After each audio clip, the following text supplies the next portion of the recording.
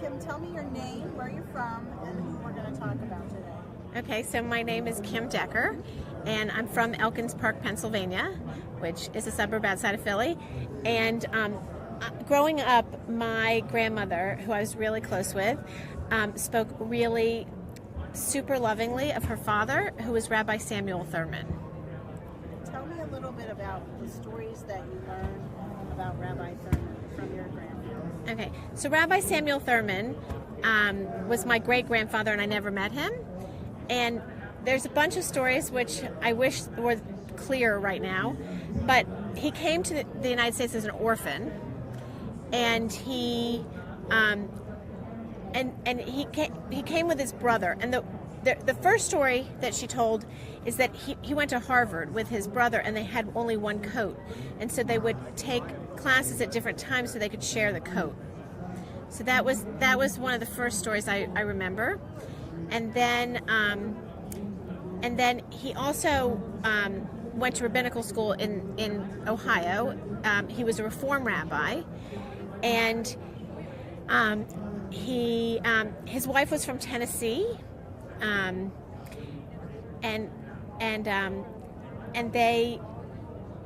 he took a in those days when you became a rabbi and you were really revered by the community, and you didn't change jobs a lot. So his whole career, from what I know, was spent at United Hebrew Congregation in St. Louis. And he was very revered by the whole community. He you think about it today where rabbis are part of a board, the way she made it sound was that he not only ruled the house, but he ruled the community, and he was very loved. He was warm and kind and thoughtful and very just I don't know the right word, but an esteemed, a very someone held in such high regard, right?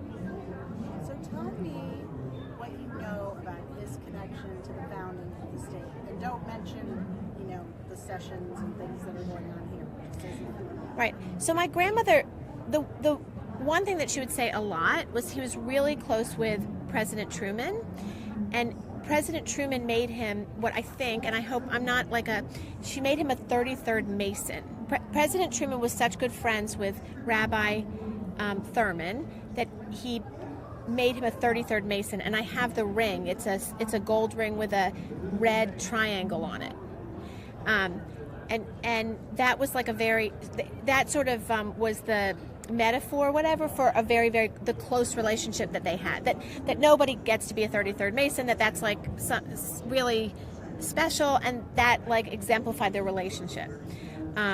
So I have that ring, and that was one of the ways she explained it to me. She also used to say that, which is true, he gave the benediction at Truman's inauguration. He gave the prayer at Truman's inauguration.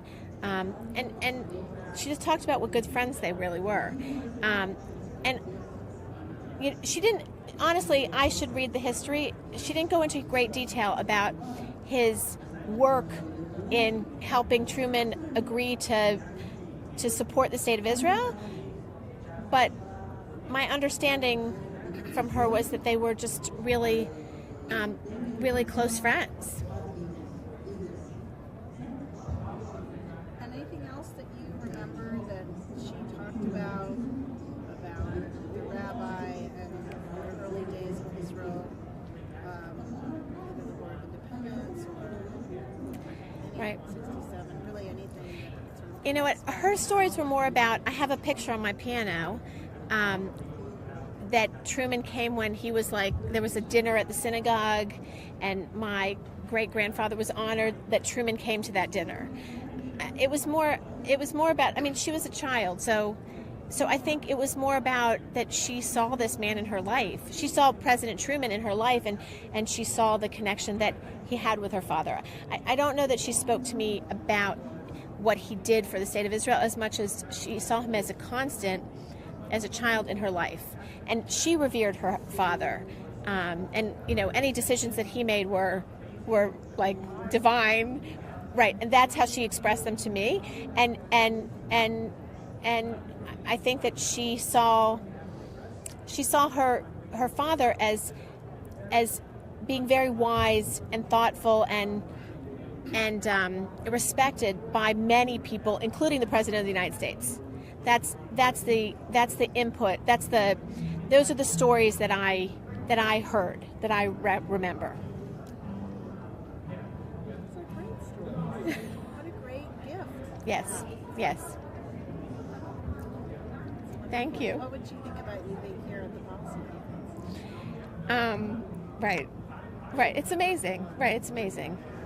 It's amazing. My daughters are here too. My children have come to this too. So, I think we live a conservative Jewish lifestyle. We live a more traditional lifestyle. My kids have become more observant in their traditions, and I sometimes chuckle that I think that her generation was looking to assimilate, to fit in, to connect with the outside world, and I want to connect with the outside world too, but that my kids have pulled a lot of things that Reform Judaism sort of I don't know. That's my struggle. That's my struggle. But I don't know.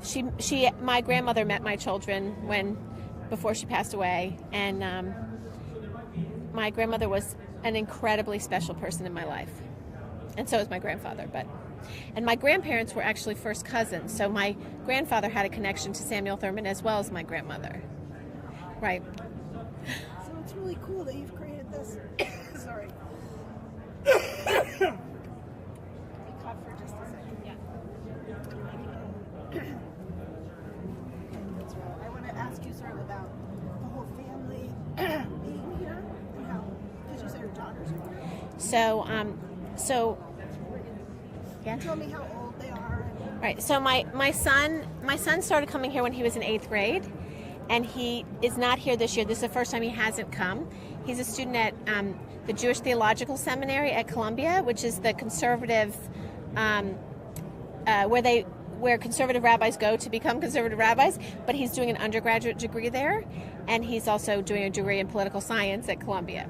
So my son's there at that now, but he was here, I guess, 8th grade, 9th grade, 10th grade, 11th grade, 12th grade. He came for the last 6 years to policy conference.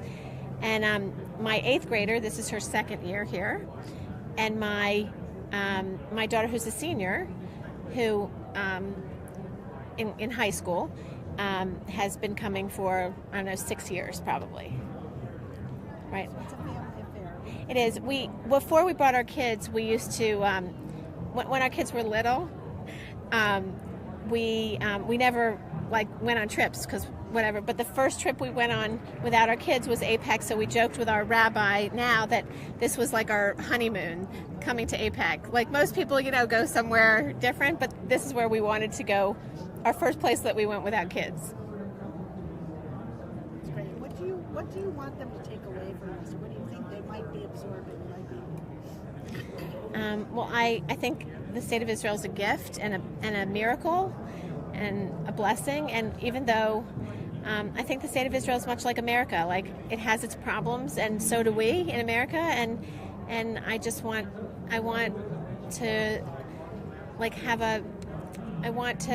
want the Jewish people to have a place where they can go, and I want my kids to love Israel and see it for all its beauty and perpetuate Judaism and their love of Israel. Thank you. Other questions? Thank you. Hold up your badge so we can just Sure. record the way your name is spelled. Sure. For posterity. Just kind of hold it. Yeah.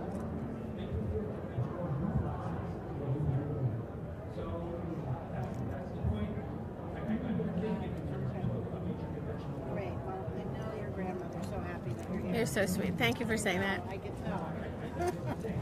My grandmother was an amazing person in my life. Yes. Yes.